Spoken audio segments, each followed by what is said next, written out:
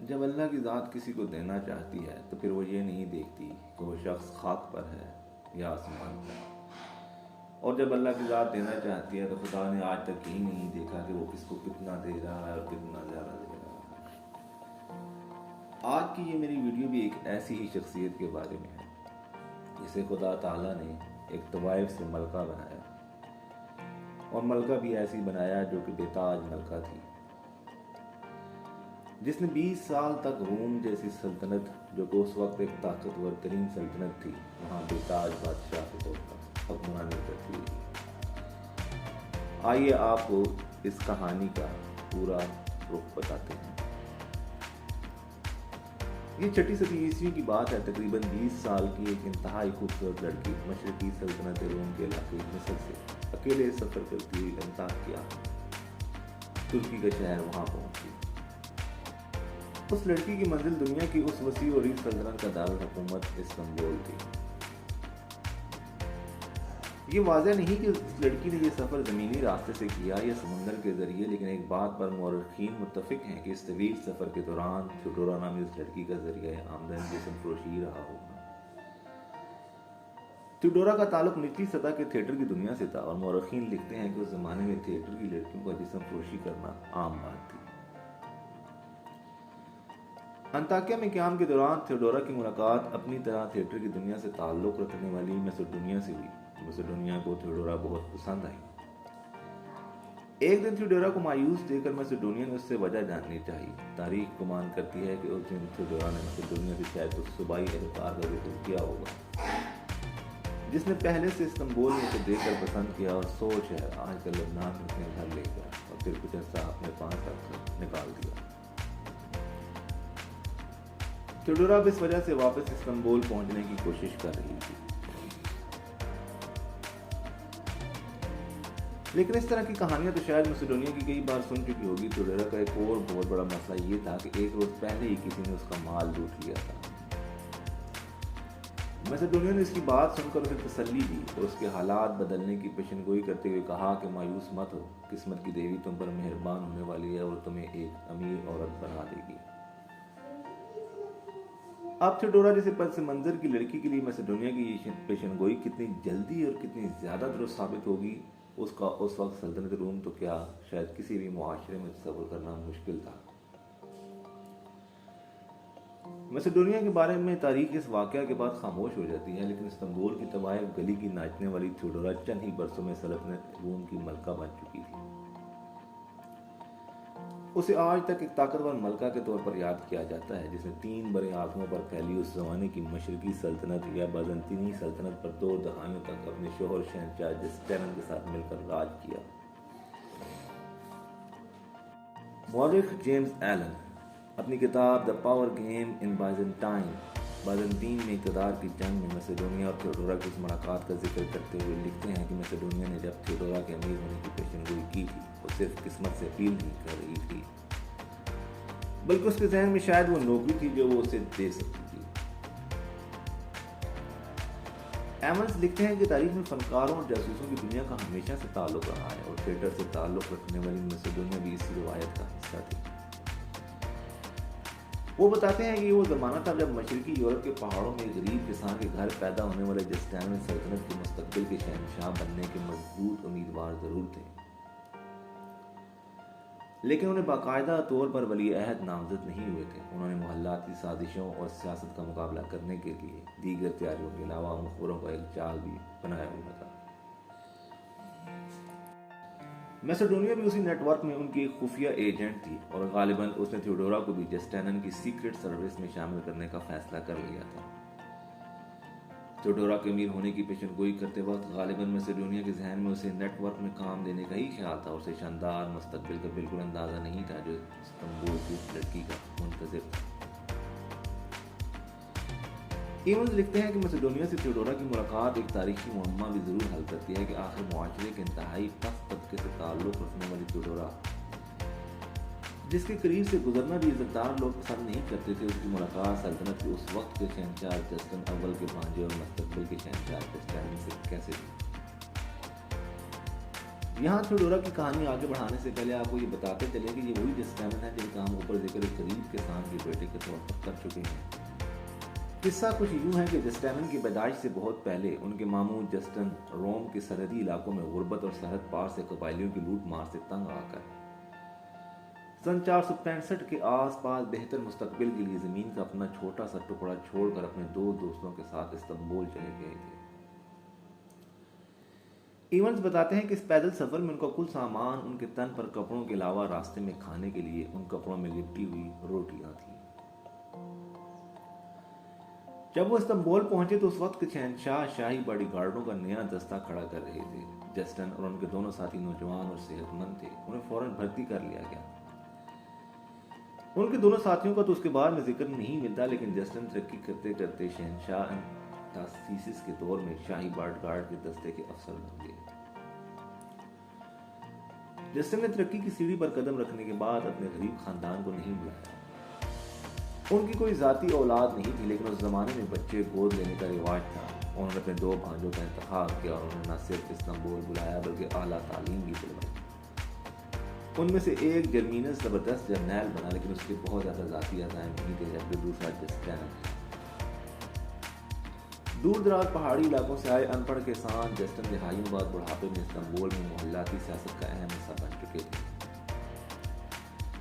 और जब शहंशाह तासीसिस ने 9 जुलाई सन 518 की एक तूफानी रात को इंतकाल हुआ तो शाही बॉडीगार्ड दस्ते के अफसर जस्टिन सही वक्त और सही जगह पर मौजूद थे। शहंशाह की मौत जिस भी वजह से हुई, उनकी मौत ने एक बहरान को जन्म जरूर दिया है, क्योंकि उनमें कोई वारिस नहीं था। तासीसिस की मौत के वक्त इस्तांबुल के शाही महल में सेनेट के अरकान, पादरी और आला हुकाम सर जुड़े बैठे थे और बाहर अवाम का बेचैन हजूम। मरने वाले शहंशाह का कोई वारिस ना होने के अलावा ये वो ज़माना था जब उस वक्त की रूमी सल्तनत के शहर अक्सर हंगामों की जद में रहते थे और फैसला करने वालों पर शाही महल के बाहर जमा हजूम का बहुत दबाव था। सन 491 और 565 के दरमियान कम से कम 30 फसादात के बारे में यह तारीख हमें बताती है। इवेंट्स लिखते हैं कि तख्त पर बैठने के लिए मकबूल उम्मीदवार तो तासीसिस का भतीजा होना चाहिए था, लेकिन उस वक्त दारुल हुकूमत से दूर मशरिक में ड्यूटी पर था, जबकि वहां की बेचैनी बढ़ती जा रही थी। इवेंट्स उस जमाने के मौरखीन की तहरीरों का हवाला देते हुए लिखते हैं कि मरहूम शहंशाह के दरबार में एक ताकतवर ख्वाजा सिराज मंतीस था, जो खुद तो तख्त पर नहीं बैठ सकता था, लेकिन उसकी ख्वाहिश थी कोई ऐसा शख्स शहंशाह बने जिसका कंट्रोल उसके हाथ में हो। उसने एक उम्मीदवार चुना और उसकी कामयाबी यकीनी बनाने के लिए शाही बॉडीगार्डों के आला अहदेदार जस्टिन को पैसे दिए कि वो इस उम्मीदवार के हक में मुहिम चलाए। यही उसकी गलती थी, क्योंकि इस मुहिम के नतीजे में खुद जस्टिन ही शहंशाह बन गए। 65 साल जस्टिन ने तख्त पर बैठने के बाद अपने दौर का आगाज अपनी पसंद के उम्मीदवार के हक में वोट खरीदने के लिए उन्हें पैसे देने वाले ख्वाजा सिराज मंतीस को मरवा कर एक सियासी कत्ल से किया। इवेंट्स लिखते हैं कि जिन सेनेटरों ने जस्टिन को मुंतखब किया था, उन्होंने कभी नहीं सोचा होगा कि वो एक नए शाही खानदान की बुनियाद रख रहे हैं। इस्तांबुल के शराफिया बल्कान के इस गरीब देहाती को अपने से कमतर समझते थे। उनकी नज़र में जस्टिन एक 65 साल अनपढ़ फौजी था जिसके तख्त पर दिन थोड़े ही थे। इससे पहले जस्टिन के बारे में एक गलती शाही महल का ताकतवर ख्वाजा सिराज मंतीस कर चुका था, और अब ये दूसरी गलती इस्तांबुल की शराफिया से हुई। ख्वाजा सिराज मंतीस की गलती की सजा का तो हमने ऊपर जिक्र किया, लेकिन इस्तांबुल की शराफिया को जस्टिन के बारे में गलत अंदाजे की क्या सजा मिली, ये जानने के लिए हमें जस्टिन की तख्त नशीनी से तकरीबन 20 साल पीछे और शाही महल से बाहर शहर के इलाके में जाना पड़ेगा, जिसके लिए तारीखी किताबों में तवाइफों की गली के अल्फाज इस्तेमाल किए गए। 6वीं सदी ईस्वी की इब्तिदा में इस्तांबुल की तवाइफों की गली में रीछों का तमाशा करने वाला एक मर्द और थिएटर में नाचने वाली एक औरत रहती थी। उनकी 3 बेटियां थी, सबसे बड़ी कुमेटा, उसके बाद थियोडोरा और सबसे छोटी का नाम तारीख भूल चुकी है। थियोडोरा का पस मंजर ऐसा नहीं था कि उसके बारे में कोई मस्तनद रिकॉर्ड मिले। उसकी जिंदगी के इब्तदाई दिनों में मुख्तलिफ कहानियां मौजूद हैं। जेम्स एलन एवंस 6वीं सदी ईस्वी के मशहूर मौरिख प्रोकोपियस की किताब खुफिया जंगों में बयान की गई कहानी को बहुत अहमियत देते हैं, जिसमें थियोडोरा को व्हाइट ट्रैश सफेद गन कहा गया और बताया गया कि उसका ताल्लुक इस्तांबुल की एंटरटेनमेंट इंडस्ट्री से था। उसके घर जाने वाली गली का नाम तवाटों वाली गली था। वो वहीं बड़ी और शायद पैदा भी वहीं हुई, लेकिन उसकी अमली जिंदगी का आगाज शाही महल के करीब वाक़ हिप्पोड्रोम या घड़ड्रोम के स्टेडियम से हुआ। थियोडोरा का खानदान माशरे में मुकाम जो भी था, शहर के दीगर बासियों की तरह उनकी ज़िंदगी का भी एक अहम हिस्सा हिप्पोड्रोम था। सल्तनत का शहंशाह और उमरा और आम लोग वहाँ रथ वाली घोड़ों की चोट की शौक में जाते थे, और थियोडोरा के वालिदैन और जैसे लोग वहाँ इसलिए जाते थे क्योंकि उनका रोजगार सल्तनत रोम की घोड़ों की दौड़ की लत से जुड़ा हुआ था। थियोडोरा के वालिद अकासिसिस स्टेडियम में करतब दिखाने वाले रीछों की टीम के रखवाले थे और रेस वाले दिन वहाँ तमाशा दिखाते थे। उसकी माँ रेसों के दरमियान वक्त में स्टेडियम में पुरजोश शायकीन की तफरीह का बंदोबस्त करने वाली एक थिएटर कंपनी का हिस्सा था। सल्तनत के शहरों में बाकायदगी से रुत वाली घुड़ दौड़ें होती थीं और बड़े बड़े हजूम रेसों वाले दिनों में स्टेडियम का रुख करते थे और हर दिन में 25 रेसें होती थी। फतेह के शहंशाह समेत हर शख्स घोड़ों की किसी न किसी टीम का फ़ैन होता था और आमतौर पर ये ज़िंदगी भर का और इंतहाई जज्बाती ताल्लुक़ होता था। टीमों के नाम रंगों पर रखे गए थे, मसलन सब्ज़ टीम, नीली टीम और सुर्ख टीम, और उसका अपने फ़ैन के साथ ताल्लुक़ ऐसा ही था जैसे एवंस के मुताबिक आज का यूरोप में फुटबॉल टीम और उनके फ़ैन का होता है। इस रवायत की जड़ें कदीम रूमी सल्तनत में मिलती थी। मौरख थॉमस एफ मैडन ने अपनी किताब इस्तांबुल में उस शहर और हिप्पोड्रोम के ताल्लुक़ को बयान करते हुए लिखा कि जैसे जैसे इस्तांबुल बड़ा होता गया, देहाती इलाकों से गरीब गैर हुनरमंद नौजवान बेहतर ज़िंदगी की तलाश में उसकी तरफ खिंचे चले आए। कुछ तो कामयाब हो गए, लेकिन ज़्यादातर कम पैसों पर कभी कभार मिलने वाली मजदूरी, हुकूमत की तरफ से मिलने वाली मुफ्त ब्रेड और हिप्पोड्रोम में घुड़ दौड़ और वहाँ मिलने तस्वीर की चक्रों में फंस कर रह गए। मुख्तलिफ टीमों से वाबस्ता थे और उनके बारे में इंतहाई जज्बाती थी। उनके खिलाफ नशे में धुत होकर हुल्लड़बाजी की शिकायत पुराने वक्तों से चली आ रही थी। मेडन ने अपनी किताब में लिखा कि 6वीं सदी में मुकाबलों के इख्तिताम पर हुल्लड़बाजी मुख्तलिफ टीमों के मदाहों के दरमियान लड़ाई झगड़ों में बदल चुकी थी। मुख्तलिफ गैंग अपनी टीम के गीत गाते सड़कों पर घूमते थे, हमलात को नुकसान पहुंचाते थे, चोरियां करते थे और कई बार तो बात कत्ल तक पहुंच जाती थी। उस ज़माने में एक मुसन्निफ चौरासिस के मुताबिक घुड़दौड़ें हजूम का जोश और जज्बात भड़काती थी और यह नुमान के लिए ख़तरे की बात होती थी, जबकि एंटरटेनमेंट कंपनियां तफरीह फराहम करती थीं। हजूम को काबू करने का बेहतरीन तरीका था। थियोडोरा के ख़ानदान की ज़िंदगी सब्ज़ टीम से जुड़ी थी। उसके वालिद सब्ज़ टीम के रीछों के रखवाले थे और माँ सब्ज़ टीम के थिएटर में नाचती थी, लेकिन उन सब्ज़ टीम से ये साथ एक दिन अचानक ख़त्म हो गया। 6वीं सदी ईस्वी के इब्तदाई बरसों में थियोडोरा के वालिद अकासिसिस का मौत हो गई। तारीख शायद अकासिसिस के नाम भी याद ना रहते अगर वो मुस्तकबिल की मलका थियोडोरा के वालिद ना होते। उस वक्त थियोडोरा की उम्र गालिबन 5 साल थी और उसकी बड़ी बहन की 7 साल। उनके लिए ये सूरत हाल इंतहाई गंभीर थी क्योंकि उस जमाने में वालिद के बाद बेटा और उसके पेशे में उसकी जगह लेता था, लेकिन अकासिसिस का बेटा नहीं था। अपनी बेटियों के लिए सूरत हाल की संगीनी को भांपते हुए अकासिसिस की बेवा ने सुमीत पर दूसरी शादी कर ली कि उसके नए शोहर को अकासिसिस की नौकरी मिल जाएगी और उनके बेटियों के लिए घर में आमदन का फैसला जारी रहेगा। लेकिन मामला इतना सीधा भी नहीं था। रीछों का रखवाला बेशक मुआशरे में निचले दर्जे का इंसान था, लेकिन उसकी नौकरी के साथ साथ मुस्तकिल माहाना आमदन की जमानत थी, जो उस ज़माने में किसी के लिए बहुत बड़ी बात थी। थियोडोरा के वालिद की जगह लेने के लिए उम्मीदवारों का तांता बन गया। फैसला सब्ज़ टीम के लीड डांसर के हाथ में था और मौरिख बताते हैं कि ग्रीन पार्टी का लीड डांसर एस्यूलिसिस था। कई दीगर सरकारी एहलकार की तरह रिश्वत का आदी था। उसने पैसे लेकर अकासिसिस की बेवा के नए खामन की बजाय किसी और को अपनी टीम के रीछों के रखवाले की नौकरी दे दी। इमर्स लिखते हैं कि ये खबर रीछों के साथ साबका रखवाले के छोटे से खानदान पर क़यामत बनकर गिरी। थियोडोरा और उसकी बहन के पास अब एक सौतेला बाप था, लेकिन कोई आमदन नहीं थी। उनकी माँ ने उसके बाद ये आखिरी पत्ता भी खेल दिया। हिप्पोड्रोम में अगले मेले के मौके पर थियोडोरा की मां ने अपनी बेटियों को तैयार करके उनके सरों पर फूलों का ताज पहनाकर और हाथों में गुलदस्तों के साथ ग्रीन टीम के शायकीन के स्टैंड के सामने बंधे हुए हाथों के साथ ज़मीन पर बिठा दिया। उन्होंने रहम की भीख मांगी, लेकिन किसी ने लीड डांसर के फैसले को बदलने की ज़रूरत महसूस नहीं की। उस पर यह हुआ कि इन्हीं दोनों में नीली टीम के रीछों के रखवाले का भी इंतकाल हो गया और उसके शायकीन ने इन बच्चों पर तरस खाकर उनके सौतेले बाप को नौकरी दे दी। मौरिख लिखते हैं कि थियोडोरा और उसके ख़ानदान की वफादारियां हमेशा के लिए नीली टीम के साथ हो गईं। थियोडोरा सब्ज़ टीम के इनकार और नीली टीम के एहसान को कभी नहीं भुला सकी। अब भी उसने इत्तेफाक था, ये किस्मत की देवी की मेहरबानी के मुस्तकबिल की शहंशाह जस्टैनन घुड़ दौड़ का शौकीन भी था और नीली टीम का फ़ैन भी। लेकिन अभी दोनों की मुलाकात में कुछ वक्त बाकी था। थियोडोरा की उम्र उस वक्त 5 साल और जस्टैनन की 20 बरस से ज़्यादा हो गई थी। हिप्पोड्रोम में इस वाक़े के बाद तारीख थियोडोरा के सौतेले वालिद और वालदा के बारे में खामोश हो जाती है, लेकिन इवंस लिखते हैं कि हमें इतना मालूम है कि जैसे ही इन दोनों बहनों की उम्र उस काबिल हुई कि उनकी माँ उन्हें घोड़ दौड़ के दिनों में लगने वाली नीली टीम के थिएटरों का हिस्सा बना दिया, मोरिक वार्डन ट्रेन गोल्ड अपनी किताब ए कंसाइज हिस्ट्री ऑफ बाज़ंतीन की मुख्तसर तारीख में लिखते हैं कि थिएटर में आने के बाद थोडेरा अपने हुस्न और उसकी हैबत नुमाइश की वजह से मशहूर हो गई थी। शुरू में तो इवेंट्स के मुताबिक थियोडोरा गुलामों वाला लिबास पहने अपनी बड़ी बहन के साथ जाती थी, लेकिन जल्द ही उसे खुद भी थिएटर में काम मिलना शुरू हो गया। उसे कॉमेडी आती थी और उसमें झिझक बिल्कुल नहीं थी। मुख्तलिफ किरदार अदा करते हुए भरे हुए थिएटर के सामने जिस्म के निचले हिस्से पर एक छोटे से कपड़े को छोड़कर नंगी हो जाती थी। उसकी शोहरत फैल गई और गलियों और बाजारों में इज्जतदार लोग उससे फासला रखते थे। थिएटर इज्जतदार लोगों की जगह नहीं थी। इवेंस लिखते हैं कि वहाँ की औरतों को जाने की इजाज़त थिएटर में नहीं थी, बल्कि रेस में आने की बुनियाद पर कोई शख्स अपनी बीवी को तलाक भी दे सकता था।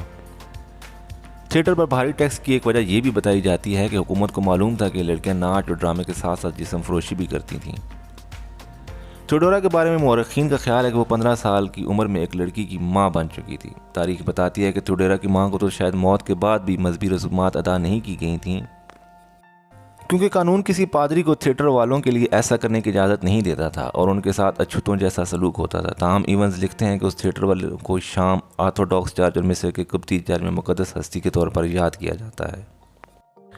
उस वक्त कोई सोच भी नहीं सकता था कि उस औरत की उस ही जैसी बेटी मुस्तकबल में न सिर्फ सल्तनत के सरकारी मजहब मसीहत का फ़िरका चैल्सोडोनियन के लिए मसला बन जाएगी, बल्कि एक पापाए रोम को ओहदा छोड़ने पर मजबूर भी कर देगी। हैसोबिलियस सौर शहर का रिहायशी था, जो आज का लबनान का हिस्सा है। उसने इस्तांबुल में थियोडोरा को पसंद किया और उसे अपने साथ ले गया। उसका तारीख में जिक्र आने की वजह यह है कि सल्तनत रूम की मुस्तकबल की मलका एक ज़माने में कुछ अरसा के लिए उसकी दाश्ता थी। इवेंस की राय के बरक्स मैडन के ख्याल में थियोडोरा को साथ ले जाने वाले एलकार का ताल्लुक शुमाली अफ्रीका से था। बहरहाल दोनों लिखते हैं कि उस एलकार ने थियोडोरा को कुछ अरसा अपने पास रख कर घर से निकाल दिया। उस ज़माने में किसी आला ओहदेदार को थिएटर की किसी औरत को उठाकर घर में रखने की इजाज़त नहीं थी, लेकिन इवेंस लिखते हैं कि ये एक पुराना कानून था जिस पर गालिबन उस ज़माने में अमल नहीं होता था। थियोडोरा उस वक्त एक बच्ची की मां बन चुकी थी और उसे अपने साथ रखना चाहती थी और मौरखीन का ख्याल है कि शायद यही उन दोनों के इख्तलाफात की वजह बनी और थियोडोरा बेघर हो गई। यहाँ से थियोडोरा का इस्तांबुल का वापसी का सफ़र शुरू होता है, जहाँ इस बार उसका मुस्तकबिल तवाइफों की गली नहीं बल्कि शाही महल में मलका के तख्त पर बैठना था। लेकिन थियोडोरा का इस्तांबुल तक का सफ़र सिकंदरिया और अंताकिया से होकर गुजरता था और उसमें उसे कुछ वक्त लगा। उस दौरान ऐसे तजर्बात हुए जिन्होंने बाद में न सिर्फ उसकी अपनी ज़िंदगी बल्कि सल्तनत रूम और मसीहत के मुस्तकबिल पर भी गहरी छाप छोड़ी। मौरखीन का ख्याल है कि थियोडोरा बेघर होने के बाद एक तजारती समुद्री रास्ते के जरिए किसी तरह सिकंदरिया पहुंची, जहां उसके साथ कुछ ऐसा हुआ जिसके बारे में तारीख खामोश है, लेकिन उसकी ज़िंदगी में रूहानियत आ गई। उन दिनों में मसीही दुनिया खुदा को इंसानी और मुक़द्दस रूप की बहस की बुनियाद पर मुख्तलिफ फ़िरक़ों में बटी हुई थी, लेकिन थियोडोरा का अब तक इनमें से किसी से बज़ाहिर कोई वास्ता नहीं था। इस्कंदरिया में ये लाताल्लुकी ख़त्म हो गई। वो ज़िंदगी भर के लिए मोनोफिसाइड खिलाने वाली मसीहों की हमदर्द बन गई। लेकिन अगर उस ज़माने के अतबार से देखें तो ये सल्तनत रूम में अपने आप को रियासत का दुश्मन बनाने वाली बात थी। सल्तनत के दारुल हुकूमत इस्तांबुल और मसीहत के बड़े मरकज़ रूम में चैल्सोडोनियन फ़िरके को माना जाता था और ख़ास तौर पर जस्टिन और उसके मामूर शहनशाह जस्टिन अव्वल चैल्सोडोनियन फ़िरके के मानने वालों में से। ताहम यह हुआ कि थियोडोरा जस्टिन की मलका भी बनी और उसने जस्टिन के चैल्सोडोनियन फ़िरके की मुखालफत भी कभी तर्क नहीं की। तारीख की किताब में आज तक इस पर बहस होती है कि आखिर कैसे मुमकिन हुआ, जस्टिन ने थियोडोरा की बगावत क्यों बर्दाश्त की। इवेंस लिखते हैं कि चैल्सोडोनियन फ़िरके की ज़ुबान रूम और सल्तनत के शहनशाह का मज़हब होने की वजह से कुछ शाहाना थी। उनके ख्याल में थियोडोरा ने सिकंदरिया में मोनोफिसाइड फ़िरके से मदद हासिल की, जिनका रवैया चैल्सोडोनियन फ़िरके वालों के मुकाबले में नर्म और हमदर्दाना था। मजहबी लोगों से मिल लेने से थियोडोरा का रुतबा नहीं बदल गया था, बल्कि अब तो वो सिर्फ जिस्म फरोशी नहीं बल्कि एक ठुकराई हुई दाश्ता भी थी। और इसके अलावा इवेंस ने लिखा कि वो खुद को कोई ऐसी सेंट भी नहीं थी कि दुनिया तर्क कर बैठती। जैसा कि हम पहले जिक्र कर चुके हैं कि थियोडोरा अपने वालिद के इंतकाल के बाद घोड़ों की दौड़ की नीली टीम से वाबस्ता थी और सल्तनत के इन दो अहम शहरों इस्कंदरिया और अंताकिया में भी उसकी ये वाबस्तगी काम आई और उसे नीली टीम के थिएटरों में काम मिलता रहा। थिएटर के साथ साथ मेडन लिखते हैं कि उसने दौरान जिस्म फरोशी का करके काम चलाया। थियोडोरा की अंताकिया में मैसेडोनिया नामी लड़की से मुलाकात भी इसी दौरान हुई थी, जिसने उसके दिन बिरने की पेशनगोई की थी और जिसके बारे में इवंस का ख्याल है कि उसने थियोडोरा को भी अपने साथ जस्टिनियन की जासूसी के नेटवर्क का हिस्सा बना लिया था। और फिर गालिबन इसी तरह मुस्तकबिल के शहंशाह और मलका की पहली मुलाकात हुई। एक और मुआरिख वारेन ट्रेड गोल्ड ने इन दोनों की पहली मुलाकात के बारे में बाज़ंतीन की तारीख पर अपनी किताब में लिखा है कि घोड़ों की नीली टीम और उस टीम के थिएटर का हमायती जस्टिनियन जल्द ही नीली टीम की अदाकारा थियोडोरा के इश्क में गिरफ्तार हो गया, जो अपने हुस्न और उसकी हैबक नुमाइश की वजह से मशहूर थी। ट्रेड गोल्ड लिखते हैं कि इस्तांबुल वापस पहुंचने तक थियोडोरा 22 बरस की हो चुकी थी और थिएटर और जिस्म फरोशी के बाजार के लिए या तो उसका वक्त गुजर चुका था या फिर उसने अपनी बेटी को ईमानदारी की ज़िंदगी देने के लिए ऊन बुनने वाली एक दुकान में काम शुरू कर दिया। उनके मुताबिक इस दुकान में एक रोज़ उसकी 40 साल छोटे कद घुंघराले बाले वालों के साथ खुश शक्ल और दोस्ताना तासुरात वाले जस्टिनियन से पहली मुलाकात हुई। जस्टिनियन उसकी शख्सियत और उसकी खूबसूरती से मुतासर हुए बगैर ना रह सका। यकीनन वो उसकी गमगीन कहानी और बेहतर मुस्तकबिल के अज़म से भी मुतासर हुआ होगा। वो दोनों एक दूसरे के साथ गहरी मोहब्बत में गिरफ्तार हो गए। ये उस ज़माने में सबके लिए नाकाबिले यकीन बात थी कि जस्टिनियन की हैसियत का आदमी थियोडोरा और जैसी औरत से शादी का सोच रहा है। किसी शहंशाह या वली अहद का दर्जनों औरतों से ताल्लुकात रखना लोगों के लिए अजीब बात नहीं थी, लेकिन थियोडोरा जैसे पस मंज़र की औरत से शादी अलग बात थी।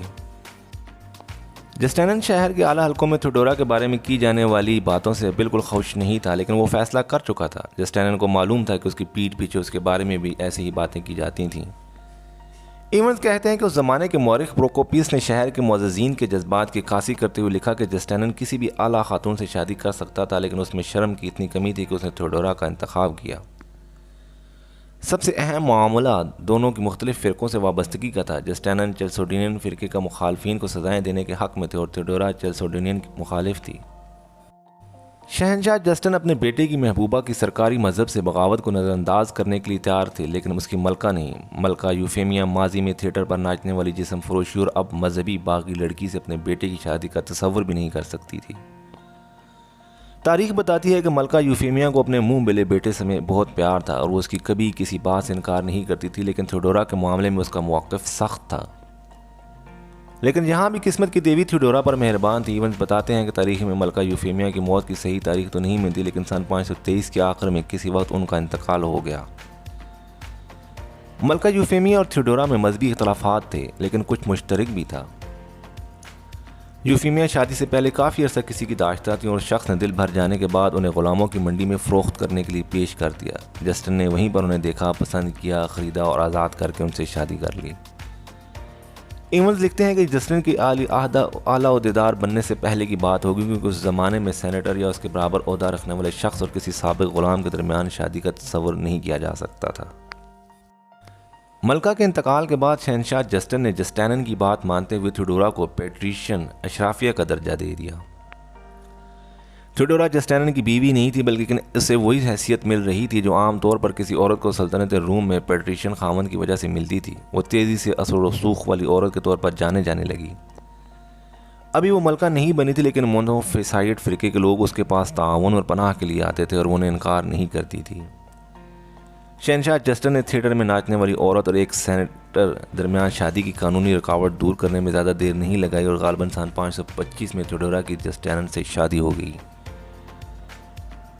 जस्टिनियन और थियोडोरा को एक साथ रहते हुए 5 बरस हो चुके थे और उन्हें ज़्यादा देर इंतज़ार नहीं करना पड़ता। बढ़ती उम्र और ख़राब होती सेहत के हाथों मजबूर होकर जस्टिन अव्वल ने जस्टिनियन को अपना शरीक हुक्मरान बना दिया। 1 अप्रैल सन 527 को एक मौरख की ज़ुबान में आया सोफिया में एक शानदार तकरीब में इस्तांबुल के बिशप ने सल्तनत रूम के शाही ताज के एक कैसान और तवाइफ के सर पर रख दिए।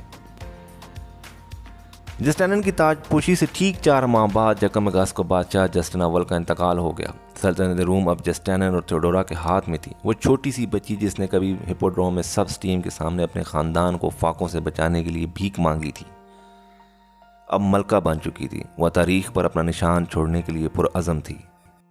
इवंस लिखते हैं कि उस दिन का मंजर बयान करते हुए कि हिप्पोड्रोम में ज़मीन पर खुदा का नुमाइंदा अपनी मलका के साथ अपनी आवाम के सामने जलवा अफरोज़ हुआ। स्टेडियम खचाखच भरा हुआ और नए शहंशाह और मलका की शान में नारों से गूंज रहा था। अंग्रेज़ी ज़ुबान के शायर और अदीब रॉबर्ट ब्राउनिंग ने जस्टिनियन और थियोडोरा की ज़िंदगी पर अपनी मशहूर किताब में उस दिन के मंजर कशी कुछ यूँ की है कि उस हिप्पोड्रोम में जहाँ उसने अपने अजीब करियर का आगाज़ किया था, अब शाहाना अंदाज की तस्वीर बने चमकती हुई रेशम और रूम की मलका के जेवरात से सजी हुई थियोडोरा के जहन में क्या चल रहा था। क्या उसकी और गहरी सोच में डूबे और संजीदगी की तस्वीर बने उसकी शोहर की नज़रें मिली होंगी? क्या उन्होंने इस लम्हे थियोडोरा के माजी के बारे में सोचा होगा, या फिर अपनी बहन कोमेटा के साथ उसकी नज़रें मिली होंगी जो अब एक जर्नैल की बीवी बनने वाली थी? ब्राउनिंग लिखते हैं कि ये हम कभी नहीं जान सकेंगे, लेकिन हम ये यकीन से कह सकते हैं कि उस दिन उसने अपनी ज़िंदगी की बेहतरीन परफॉर्मेंस दिखाई होगी। यहाँ मुस्तकबिल में पेश आने वाले एक दिलचस्प वाक़या का जिक्र ज़रूरी है, जिसे शायद हम अंदाज़ा लगा सकते हैं कि उस दिन वो हिप्पोड्रोम में अपने नए किरदार के बारे में क्या सोच रही थी। जस्टिन और थियोडोरा की ताजपोशी को 5 बरस गुजर चुके थे जब सन 532 में इस्तांबुल में फसादात फूट पड़े, जिन्हें नायका फसादात के नाम से याद किया जाता है। मुख्तसरन एक कत्ल का मामला था। अवाम 2 मुल्ज़मान की सज़ा को मुआफ़ी चाह रही थी। एक का ताल्लुक घोड़ों की नीली और दूसरी का सब्ज़ टीम से था। हुकूमत में सबका शायद ये ख्याल था कि इन दोनों टीमों के शायकीन की रवायती दुश्मनी का फ़ायदा उठाकर हालात कंट्रोल में आ जाएंगे, लेकिन इवेंट्स दिखते हैं कि इस वक्त एक अनहोनी होगी और नीली और सब्ज़ टीम के फ़ैन इकट्ठे हो गए। नौबत यहाँ तक पहुँच गई कि इस्तांबुल की तंग गलियों में फ़ौज की गुस्से में बिफरे नौजवानों के ग्रुपों के सामने नाकामी के बाद नए शहनशाह की तलाश तक आ पहुँची। सेनेट में इस तरह की तकरीर होने लगी। हजूम हिप्पोड्रोम में जमा हो चुका था। इवेंट्स लिखते हैं कि सल्तनत के सबसे अहम जर्नैल बेलिसियारिस भी मुतफिक थे कि जस्टिनियन को फरार हो जाना चाहिए। उस वक्त जब जस्टिनियन खामोश, घबराई और बेयकीनी की कैफियत में बैठे थे कि उस कमरे में मौजूद थियोडोरा अपनी जगह से उठी। उस ज़माने के मशहूर मौरख प्रोकोपियस ने लिखा है कि ये वो वक्त था जब सेनेट में तहम्मुल का पैगाम दिया जा रहा था और कहा जा रहा था कि शाही महल पर हमला ना किया जाए। जस्टिनियन को शहर से जाने दें, सब ठीक हो जाएगा, कोई रिस्क लेने की ज़रूरत नहीं। इवेंट्स लिखते हैं कि उस दिन के वाक़यात के लिए तारीख का ज़्यादातर इन्हसार मौरख प्रोकोपियस की तहरीरों पर है, जो अव्वल तो शायद मौका पर मौजूद थे, अगर नहीं भी थे तो उन्हें अपनी आंखों देखे वाले अहवाल सुनने को मिले होंगे। प्रोकोपियस लिखते हैं कि थियोडोरा ने अपनी जगह पर खड़े होकर सबसे पहले बात करने के लिए जुरात करने पर मुआफ़ी मांगी। उसे एहसास था कि वहाँ इतने अहम ओहदेदारों के बीच में वो वाहिद औरत है। फिर उसने अपनी बात जारी रखी कि हर इंसान कभी न कभी मरना लाजिम है, लेकिन ये लाजमी नहीं कि सब अपनी ज़िंदगी मुल्क बदरी में गुजारें। जस्टिनियन अगर भागना चाहता है तो जा सकता है, जहाज़ तैयार हैं और अभी अपने साथ शाही ख़जाने का बड़ा हिस्सा ले जाने का वक्त भी है, लेकिन जहाँ तक उसका अपना मामला है वो मर जाएगी, लेकिन कभी किसी ऐसी जगह नहीं जाएगी जहाँ उसे मलका आलिया के अलावा किसी और तरह मुखातिब किया जाए। इवेंट्स तबसरा करते हैं कि एक ऐसी मजबूत इरादों वाली औरत की तकरीर थी जो माशरे की इंतहाई गहराइयों से उठकर आई थी और अब जो दोबारा पस्ती में जाने की बजाय मरना पसंद करेगी। ताहम वो कहते हैं कि प्रोकोपियस ने जो अल्फाज थियोडोरा से मंसूब किए हैं वो अगर तालीम याफ्ता होती तो तस्लीम किए जा सकते थे, लेकिन ये ज़रूरी नहीं। उसने बिल्कुल इसी तरह की बात की हो। ताहम वो कहते हैं कि थियोडोरा का स्कूल थिएटर था और उसकी तकरीर इतनी ही आला नहीं भी थी तो इतनी ड्रामाई ज़रूर रही होगी। उनके ख्याल में ये मुमकिन है कि थियोडोरा का ही मशवरा होगा। हजूम हिप्पोड्रोम में जमा है, उन्हें शिकस्त देना आसान होगा। इस्तांबुल की तंग गलियों में शाही दस्ते मुजाहिरीन से निपटने में नाकाम रहे थे, लेकिन जब सब लोग स्टेडियम में जमा थे अब मामला मुख्तलिफ था। इवेंट्स लिखते हैं कि ये जिसका भी मशवरा था, लेकिन हुआ ये कि जर्नैल बेलासीरियस ने अपने वफादार दस्तों के साथ हिप्पोड्रोम के बड़ा कत्लेआम हुआ और जस्टिनियन और थियोडोरा का दौर जारी हुआ। इवेंट्स लिखते हैं कि फसादात ने जहां बहुत कुछ जला दिया, वहीं शहर में नई तामीरात का मौका भी फराहम किया, जिसने न सिर्फ इस्तांबुल को शक्ल बदली बल्कि शहर के नौजवानों के लिए रोज़गार के मौके भी फराहम हुए। इवेंट्स लिखते हैं कि उनमें शहर का सबसे बड़ा चर्च आया सोफिया भी शामिल था। पुराना आया सोफिया मुकम्मल तौर पर जल गया था। इवेंट्स तारीखी हवालों से बताते हैं कि पुराने चर्च की तबाही के सिर्फ 40 दिन बाद नए आया सोफिया पर काम शुरू हो गया था और इस काम में हज़ारों मजदूर शामिल थे। इस नए आया सोफिया के सतूनों पर जस्टिनियन के साथ साथ थियोडोरा का मोनोग्राम आवेज़ा किया गया। जस्टिनियन और थियोडोरा का रिश्ता आम शहनशाह और मलका का रिश्ता नहीं था। इवेंट्स लिखते हैं कि जस्टिनियन की तरफ से वाज़ह था कि थियोडोरा उसके इख्तियारात में बराबर की शरीक थी। वो लिखते हैं कि वो दोनों अहम मामलों में इख्तलाफात के बावजूद एक दूसरे के साथ वफादार थे, जैसे किसी ख़ास ताकत ने उन्हें आपस में बांध के रखा हुआ था। इवेंट्स लिखते हैं कि क्या ये बाहमी एहतराम था या अपनी आवाम को कन्फ्यूज़ करने का वो तरीका कि वो शहनशाह के ख़िलाफ़ एक ना हो सके, या फिर किसी जादू टोने का नतीजा था। लोगों का हैरान होना दुरुस्त था। आज के सेकुलर दौर में दोनों फ़िरकों की एक दूसरे से इख्तलाफात करने पर इत्तफाक करके साथ रह सकते थे, लेकिन इवेंट्स लिखते हैं कि बाज़ंतीन का शहनशाह ज़मीन पर खुदा का नुमाइंदा था। उसकी सल्तनत ज़मीन पर जन्नत का नमूना थी और ज़मीन पर जन्नत की इस तस्वीर में सिर्फ एक सोच की गुंजाइश थी। बाज़ंतीन की नज़रियाती दुनिया में एक सल्तनत थी, एक मज़हब था और वफादारी इस बात को तस्लीम करना था। और यहाँ शहनशाह चेल्सोडोनियन नहीं था, बल्कि मलका गैर कानूनी करार दिए गए मोनोफेसाइड नज़रिए की पैरोकार थी। थियोडोरा को जब इख्तियार और दौलत हासिल हुई तो बताया जाता है कि उसने अपने इनके इस्तेमाल में कोई तकल्लुफ़ नहीं बरता। वो देर तक सोती, नाश्ते से पहले हमाम में वक्त गुजारती और खाने पीने का खूब ख्याल रखती थी। उसे मालूम था कि वो खूबसूरत औरत है। उसने हमेशा एहतियात बरती और चेहरे पर झुर्रियों से बचने के लिए उनसे ख्याल रखा कि वो अपने आप को ज़्यादा ना थकाए। जस्टिनियन का ज़्यादातर वक्त काम में गुजरता था और वो कम खाता था, लेकिन थियोडोरा अपने एजेंडे के मुताबिक चलती थी। वो गर्मियों में इस्तांबुल में शमाल में एक साहिली मुकाम पर चली जाती थी, जिसका रास्ता बहुत मुश्किल था। लेकिन मौरिख लिखते हैं कि थियोडोरा को उसकी परवाह नहीं थी। थियोडोरा के नज़दीक उसका इंतज़ाम करना उसके मातहतों का मसला था, उसका नहीं। जस्टिनियन और थियोडोरा शहनशाह और मलका तो बन गए, लेकिन सल्तनत की पुरानी अशराफिया के लिए शायद वो ऐसे ही थे जैसे कोई नौदौलतिया या कल के नवाब। इवंस लिखते हैं कि मसला उनका गरीब पस मंज़र नहीं था।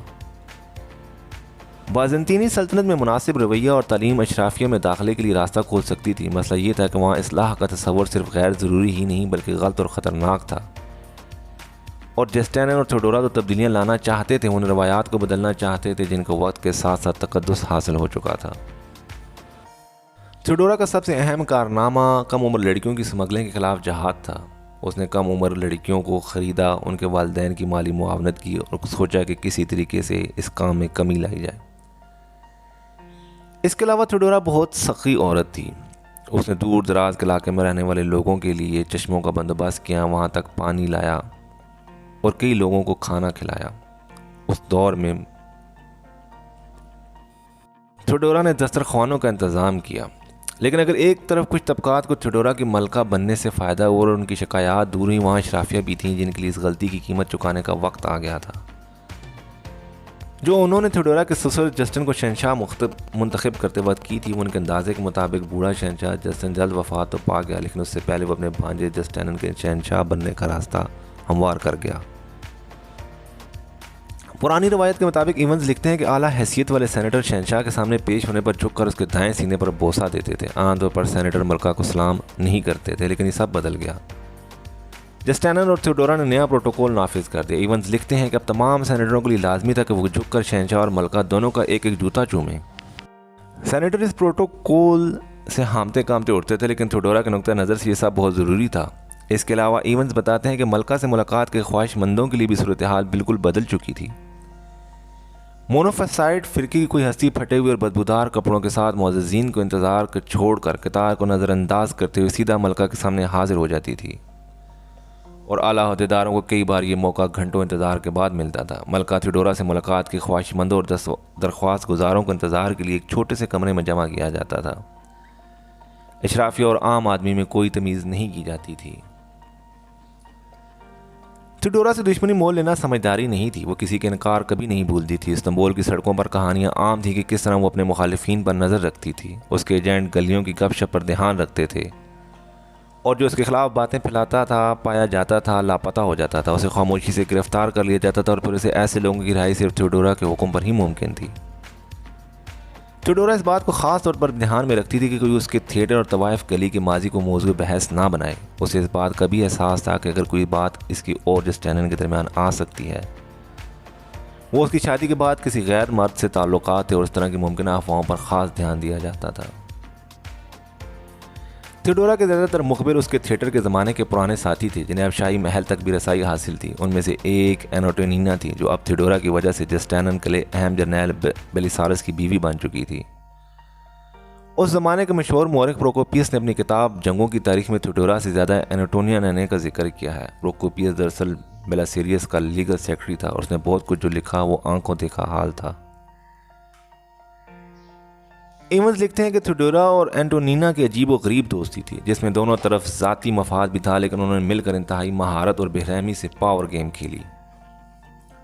उन दोनों ने न सिर्फ जस्टिनियन के एक इंतहाई करीबी साथी को हुकूमत से अलग करवाया जो महकमा टैक्स के इंचार्ज था, बल्कि थियोडोरा की मजहबी पॉलिसी की राह में रुकावट बनने वाले एक पापाई रोम को भी अपने मनसब से उतरवा दिया। इन तफसीलात से पहले थियोडोरा के इन इक़दाम का जिक्र जिनके तहत उसने अपने पुराने साथियों और कुछ इदारों को अशराफिया का हिस्सा बनाया ज़रूरी है। एंटोनिना वो वाहिद नहीं थी जिसने थियोडोरा इक़्तिदार के हलकों में लेकर आई। सल्तनत की ताकतवर तरीन औरत की हैसियत से वो अशराफिया की शादियों में बहुत दिलचस्पी लेती थी। और अपनी मर्जी से रिश्ते तय करवाती थी और तोड़वाती थी। उसने अपनी शादी से पहले किसी ताल्लुक़ से पैदा होने वाली बेटी के लिए साबिक बादशाह एंसातीसिस के ख़ानदान में रिश्ता तलाश किया। अपनी भांजी सोफिया के लिए उसने जस्टिनियन की बहन के बेटे का इंतखाब किया। शाही महल में एक साबिक डांसर थियोडोरा के मेहमान के तौर पर रहती थी। उसने उस डांसर की बेटी की शादी एक आला ओहदेदार के बेटे स्ट्रेनिनिस से करवा दी। स्ट्रेनिनिस की पहले ही अपने हमपल्ला ख़ानदान में मंगनी हो चुकी थी, जो मलका के हुक्म पर तोड़ दी गई। शादी की रात स्ट्रेनिनिस ने शिकायत कर दी कि उसकी बीवी जो डांसर की बेटी कुंवारी नहीं। थियोडोरा ने यह शिकायत सुनकर स्ट्रेनिनिस को एक कंबल में डलवा कर अपने अमल से कोड़े लगवाए। मुअर्रिख तबसरा करते हैं कि जब बादशाह जस्टिनियन ने अपनी शादी के वक्त थियोडोरा के कुंवारा होने पर इतराज़ नहीं किया था, तो स्ट्रेनिनिस को ऐसा करने की क्या जुर्रत। शहंशाह जस्टिनियन इससे पहले आने वाले हुक्मरानों की तरह सल्तनत में मजहबी बागियों का दौर था। सल्तनत की वहदीयत ख़तरे में थी। लोगों के जहन में अभी तक चर्च एक था और इस चीज़ का कोई तसव्वुर नहीं था कि निजात के दो रास्ते हो सकते हैं। लेकिन ये नामुमकिन नहीं था और जस्टिनियन को इस बात का एहसास होगा कि चैल्सोडोनियन और मुखालिफ नज़रियों के इख्तलाफात हद से बढ़ सकते हैं। इवंस लिखते हैं कि जस्टिनियन ने कानून में लिखा कि मुझे बदत से नफरत है। उन्होंने अपने दौर का आगाज़ गैर मसीहों और मुख्तलिफ सोच रखने वाले मसीहों के दोनों फ़िरक़ों के ख़िलाफ़ सख्त इक़दामात के ऐलान से किया। लेकिन इवंस बताते हैं कि मोनोफेसाइट की तादाद इतनी ज़्यादा थी कि सिर्फ कानून पास करने से वो ख़त्म होने वाले नहीं थे। अगर जस्टिनियन को ख़ुद ये बात समझ में नहीं आ रही थी तो उसे समझाने के लिए थियोडोरा मौजूद थी। सन 531 तक जस्टिनियन को ये बात समझ आ चुकी थी। मजहबी मुखालफिन के मुखालिफ बनाए गए कवानीन काम नहीं कर रहे थे। जस्टिनियन ने सख्ती का रास्ता छोड़कर थियोडोरा की बात मानते हुए डायलॉग की राह अपनाने का सोचा। इस्तांबुल में तकरीबन 1 साल जारी रहने वाले डायलॉग के नतीजे में मजहबी इख्तलाफात का मसला हल होने के करीब था। ऐसा मालूम होता था कि वह ज़ख़म जिसने मसीही दुनिया को अरसे से परेशान कर रखा है वो भरने वाला था। अब सब कुछ रोम के बिशप के हाथ में था और बिलाखिर उस वक्त के पापाया रोम ने भी मसीहत के बारे में शहनशाह की मंजूर शुदा तशरीह की मंजूरी दे दी। लेकिन उसके कुछ अरसे बाद ही उनका इंतकाल हो गया। अब रोम में नए बिशप अगापीटस थे। अगापीटस काफ़ी बड़ी उम्र में पापाया रोम बने थे और मजहबी बागियों और चैल्सोडोनियन नज़रियात से मुखालफत करने के लिए उनमें बिल्कुल बर्दाश्त नहीं थी। उन्होंने इस्तांबुल में शामिल होने वाले डायलॉग में शामिल होने वाले तमाम चैल्सोडोनियन मुखालफिन को मजहब से खारिज कर दिया। इवंस लिखते हैं कि शहंशाह जस्टिनियन इस बूढ़े पादरी के सामने घबरा गए थे। थियोडोरा के हर अक्स उनकी तरबियत में पापाया रोम के एहतराम को बहुत अहमियत हासिल थी और उनकी तरफ से मजहब किसी खारिज किए जाने का ख्याल ही जस्टिनियन के लिए बहुत खौफनाक था। अगापीटस का दौर इंतहाई मुख्तसर था, लेकिन उन्होंने मसीहत की तारीख को बदल दिया और चैल्सोडोनियन और मोनोफेसाइट को एक बार फिर टकराव की राह पर डाल दिया। थियोडोरा के लिए किसी क़यामत से कम नहीं था। उसकी पनाह में मोनोफेसाइट फ़िरके के सैकड़ों की अफराद गिरफ्तार कर लिए गए और उन्हें सख्त नताइज का सामना करना पड़ा। इसके लिए तसल्ली की वाहिद बात सिर्फ ये थी कि नज़रियात की जंग में बेशक जस्टिनियन ने उसके दुश्मनों का साथ दिया था, लेकिन ज़ाती सतह पर उसकी थियोडोरा से मोहब्बत अपनी जगह कायम थी। इवंस लिखते हैं कि एक अहम चैल्सोडोनियन मुखालिफ शख्सियत एनीथीमिस को पकड़ने के लिए मुख्तलिफ टीमें रवाना की गईं, लेकिन वो नाकाम रहीं। जस्टिनियन को थियोडोरा पर शक था, लेकिन उन्होंने कभी मामले में दबाव नहीं डाला। तारीख बताती है कि थियोडोरा की वफ़ात के बरसों बाद शाही महल में ही थियोडोरा के निजी हिस्से में वो जगह मिली जहाँ एनीथीमिस छुपे हुए थे। इवंस लिखते हैं कि इस हिस्से में तमाम मुलाजमीन मोनोफेसाइट फ़िरके से ताल्लुक़ रखते थे और थियोडोरा के वफ़ादार थे और उन्होंने कभी बात बाहर नहीं निकलने दी। पापाया रोम अगापीटस के हाथों थियोडोरा को बहुत ही तकलीफ़देह शिकस्त मिली थी। ताहम थियोडोरा ने सूरत हाल का सिरनो जायज़ा लिया और नतीजा अख्स किया कभी सब कुछ नहीं बिगड़ा। एक और शख्स जिसको इस बात की समझ थी वो रूम से साबिक पापाया रोम अगापीटस के साथ इस्तांबुल आने वाले एक पादरी वेजिलिस थे। एक और शख्स जिसको इस बात की समझ थी वो रूम से साबिक पापाया रोम अगापीटस के साथ इस्तांबुल आने वाले एक पादरी वेजिलिस थे, जिनकी खुद इस ओहदे पर नजरें थीं। उन्होंने थियोडोरा से वादे किए कि अगर वो उसकी पापाया रोम बनने में मदद करे तो वो थियोडोरा के साथ मिलकर काम करेंगे। थियोडोरा ने उनको अपनी हमायत के साथ रोम रवाना किया, लेकिन उसके रोम पहुंचने से पहले ही वहां पर एक और आला पादरी सिडोरियस ने इटली की उस वक्त के ओस्ट्रोगोथ बादशाह की मदद से अपने आप को पापाया रोम बनवा लिया था। थियोडोरा इतनी जल्दी हार मानने वाली नहीं थी और कई दीगर मौके की तरह एक बार उसका हथियार उसके थिएटर के ज़माने की साथी और अब सल्तनत के सबसे अहम जर्नैल बिलासीरियस की बीवी एंटोनिना बनी। रूमी फौज इटली दोबारा फतह करने के लिए तैयार थी और एंटोनिना ने पापाया रोम सिडोरियस पर शहंशाह जस्टिनियन के खिलाफ गद्दारी का इल्ज़ाम लगाकर ओहदा छोड़ने पर मजबूर कर दिया। ये इल्ज़ाम सच्चा था या एंटोनिना की अपनी या थियोडोरा के साथ मिलकर तैयार की गई साजिश और उस पर मुख्तलिफ आरा मौजूद हैं, लेकिन हकीकत यह है कि सिडोरियस के पापाया रोम का ओहदा छोड़ना पड़ा और वेजिलिस पापाया रोम बन गए। ताहम ये भी हकीकत है कि उन्होंने ओहदा संभालते ही थियोडोरा से किए गए तमाम वादे बुला दिए। थियोडोरा ने अपना आखिरी पत्ता खेल दिया और वो हार गई थी। वो वक्ती तौर पर वो सिर्फ गुस्सा हो सकती थी। इवंस लिखते हैं कि लोगों को कुछ समझ नहीं आ रहा था। ये एक ऐसी शादी थी जो शादी के आम तस्वर को छुटला रही थी, जिसमें मर्द ख़ानदान का सरबराह होता था। इवंस के ख्याल में जस्टिनियन के लिए इसमें फ़ायदा था कि चैल्सोडोनियन मुखालिफ लोग समझें कि शाही दरबार में उनका कोई हमदर्द है और उस काम के लिए मलका से बेहतर कौन हो सकता था, जिसकी शहंशाह से वफादारी हर शख्स से बालातर थी। थियोडोरा ने मरकज़ी धारों से बाहर उन लोगों की तरफ हाथ बढ़ाया जिनको ज़रूरत थी कि उनके लिए कोई आवाज़ उठाए। थियोडोरा सन 548 में वफ़ात पा गई। जस्टिनियन उसके बाद 17 बरस जिंदा रहा और सन 565 में वफ़ात पाई। शहंशाह जस्टिनियन के तकरीबन 40 साल दौर में रूमी सल्तनत में अहम वाक़यात हुए, जिनमें तमाम कवानीन एक जगह इकट्ठे किए गए और जिस मजमूए को जस्टिनियन कोड कहा जाता है। सन 541 में बहुत बड़ी वबा ने तबाही मचाई। मशरक़ में ईरान के साथ जंगी मुहिमात हुई और सल्तनत के यूरोपीय और दीगर दुश्मनों के खिलाफ कामयाब जंगों के बाद शुमाली अफ्रीका और इटली में इलाके वापस हासिल किए गए। यहाँ ये बात काबिल ज़िक्र है कि ये फतूहात ज़्यादा देर पास साबित नहीं हुई, क्योंकि चंद दहाइयों बाद 7वीं सदी ईस्वी में इस्लाम की आमद के बाद बाज़ंतीन सल्तनत को बहुत से इलाकों से हाथ धोना पड़ा। ताहम ये आज का मौजू नहीं, ये कहानी थियोडोरा की और जस्टिनियन के साथ उसकी मोहब्बत की है।